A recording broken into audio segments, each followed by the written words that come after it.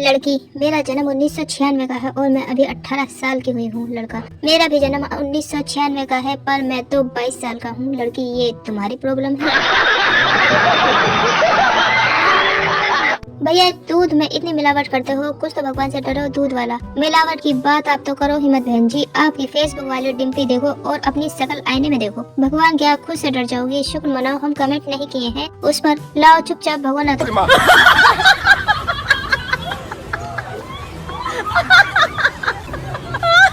एक मच्छर तूफान में फंसा हुआ था। रास्ते में एक पेड़ मिला। मच्छर पेड़ से लिपट गया। जब तूफान निकल गया तो मच्छर पसीना पोंछते हुए बोला, अगर आज मैं नहीं होता तो ये पेड़ गिर ही जाता।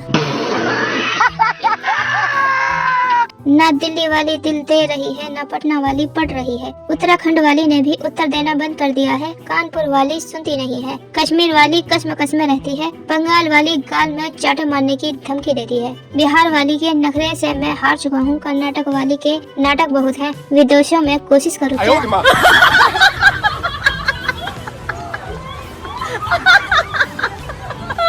एक आदमी अपने बेटे के लिए एक रोबोट लाया जो झूठ बोलने पर थप्पड़ मारता था। बेटा पापा आज मैं स्कूल नहीं जाऊंगा, मेरे पेट में दर्द है। बेटे को पड़ी सटक। पापा देखा तूने झूठ बोला इसीलिए तुझे सजा मिली। मैं जब तेरे जितना था तो मैं कभी झूठ नहीं बोलता था। पापा को भी पड़ा सटक। पत्नी हंसते हुए बोली, आपका ही बेटा है। मम्मी को भी पड़ा सटक।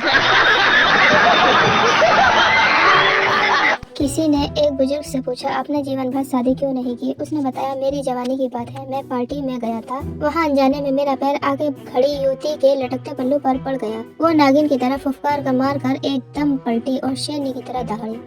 ब्लडी हेल, अंधे हो क्या? मैं हकलाकर माफी मांगने लगा। फिर उसकी नजर मेरे चेहरे पर पड़ी। वो बड़े ही मधुर स्वर में बोली, ओह माफ कीजिए, मैंने समझा मेरे पति हैं। बस फिर हिम्मत ही नहीं हुई शादी की। No no no no.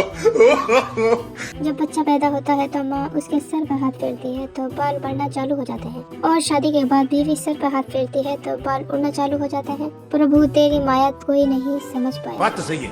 Kidnapper, तुम्हारा बेटा अब हमारे कब्जे में है। बाप, बात करवाना जरा उससे। बाप बेटे से, तू टीवी का रिमोट कहाँ रख के गया है? ये क्या है?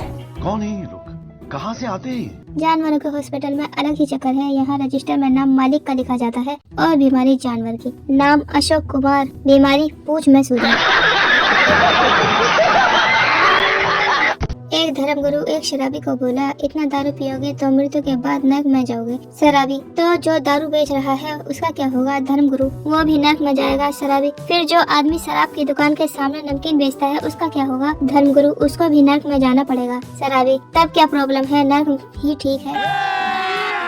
अभी मजा आएगा। डॉक्टर, और अब कैसे हो? दारू पीना बंद किया या नहीं? मरीज, जी डॉक्टर साहब बिल्कुल छोड़ दिया है। बस कोई बहुत ज्यादा रिक्वेस्ट करता है तो पी लेता हूँ। Doctor, very good. और ये तुम्हारे साथ कौन भाई साहब है? मरीज, जी ये रिक्वेस्ट करने के लिए आदमी रखा हुआ है।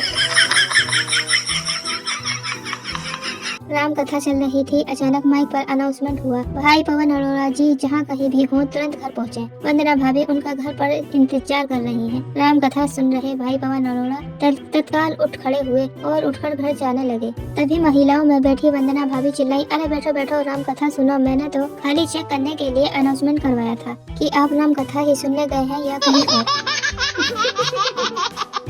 100 साल के बुजुर्ग दारू पी रहे थे। किसी पत्रकार ने प्रश्न किया, बाबा जी क्यों पीते हो? इससे लीवर खराब हो जाता है, आदमी जल्दी मर जाता है। बुजुर्ग बोला, क्या करूं बेटा, आदत पड़ गई है, शराब पिए बिना चैन नहीं आता। पत्रकार, आपको कोई टोकता नहीं? बाबा, बेटा क्या करूं, जो लोग टोका टाकी करते थे वे सब ऊपर चले गए। आज बहुत दिनों बाद तुमने टोका है, अपना ध्यान रखना। ये क्या है? ऐसे तो नहीं हो। मरने से पहले पत्नी अपने पति से बोली, मैं जा रही हूँ, अब हम स्वर्ग में मिलेंगे। उसी दिन से पति दारू पीने लगा, जुआ खेलने लगा, कुल मिलाकर दुनिया के सारे बुरे काम करने लगा। उसने ठान लिया कि कुछ भी हो जाए स्वर्ग नहीं जाना है, मतलब नहीं जाना। जज, चोर से जाओ तुम्हें बरी किया जाता है। चोर, सचमुच? जज, हाँ, क्योंकि तुम पर जो स्कूटर चुराने का आरोप था वो सिद्ध नहीं हुआ। चोर, अब वो स्कूटर तो मेरा हो गया ना साहब। साड़ियों का रंग जाएगा, नहीं गया तो पूरे पैसे वापस। ये बोर्ड पढ़कर महिला ने साड़ियाँ खरीदी। घर जाने पर पता चला कि साड़ियों का रंग तो बेहद कच्चा है और जरा सा पानी लगते ही उतरने लग गया है। गुस्से में तिल मिलाई महिलाएं दुकानदार पर बरस पड़ी। बोली, आपने हमारे साथ धोखा किया, हमारे पैसे वापस करो। दुकानदार ने महिला को बोर्ड ध्यान से फिर पढ़ने को कहा। पत्नी, हेलो कहाँ हो? पति, याद है पिछली दिवाली पर हम एक ज्वेलरी की दुकान में गए थे, वहाँ तुम्हें एक हार पसंद भी आ गया था। पत्नी, हाँ याद आया। पति, और उस समय मेरे पास पैसे नहीं थे। पत्नी खुशी से, हाँ हाँ याद है। पति, और फिर मैंने कहा था कि ये हार एक दिन मैं तुम्हें लेके दूंगा। पत्नी, और ज्यादा खुशी से, हाँ हाँ हाँ बहुत अच्छी तरह से याद है। पति, तो बस उसी के बगल वाली दुकान में बाल कटवा रहा हूँ, थोड़ा लेट आऊंगा। आज मैं आपको एक बुरी खबर बताऊं। मेरा मोबाइल बाल्टी में गिर गया। अच्छी खबर ये थी कि बाल्टी में पानी नहीं था। जब इश्क की बीमारी लगती है तो चुड़ैल भी प्यारी लगती है। बात तो सही है। ये क्या है? आज तुम पे आंसुओं की बरसात होगी, फिर वही कड़कती काली रात होगी। एसएमएस ना करके तूने जो दिल दुखाया मेरा, जा तेरे बदन में खुजली सारी रात होगी। रोज रोज पत्नी की छिक छिक से परेशान नंदू अपना सामान बांधते हुए पत्नी से बोला, अब मैं तुम्हारे साथ एक पल भी नहीं रहूंगा। घर छोड़ नंदू रेलवे स्टेशन के गया। उन्हें ट्रेन में चढ़ने लगा, तभी आकाशवाणी हुई, इसमें मत चढ़, ये पटरी से उतर जाएगी। नंदू एयरपोर्ट गया, वह प्लेन में चढ़ने लगा कि आवाज आई, इसमें मत चढ़, यह क्रैश हो जाएगा। नंदू ने बस में जाने का सोचा, बस में चढ़ने से पहले फिर आवाज आई, इसमें मत चढ़, ये खाई में गिर जाएगी। नंदू ने गुस्से से बोला, कौन है यार? आवाज आई, मैं भगवान हूँ। नंदू रोते हुए बोला, प्रभु जब मैं घोड़ी पर चल रहा था तब आपका गला बैठ गया था। बात तो सही है। हस्बैंड बीवी से सेल्फ कंट्रोल तो कोई तुमसे सीखे, मानना पड़ेगा। बीवी खुशी व गर्व के साथ वो तो है, पर किस बात पर? हस्बैंड, शरीर में इतनी शुगर है पर मजाल है कभी जुबान पर आने दी हो। अगर आपको हमारे जोक्स अच्छे लगते हैं तो प्लीज लाइक करें और अपने दोस्तों में शेयर करें, और अभी तक चैनल को सब्सक्राइब नहीं किया है तो सब्सक्राइब जरूर कर लें।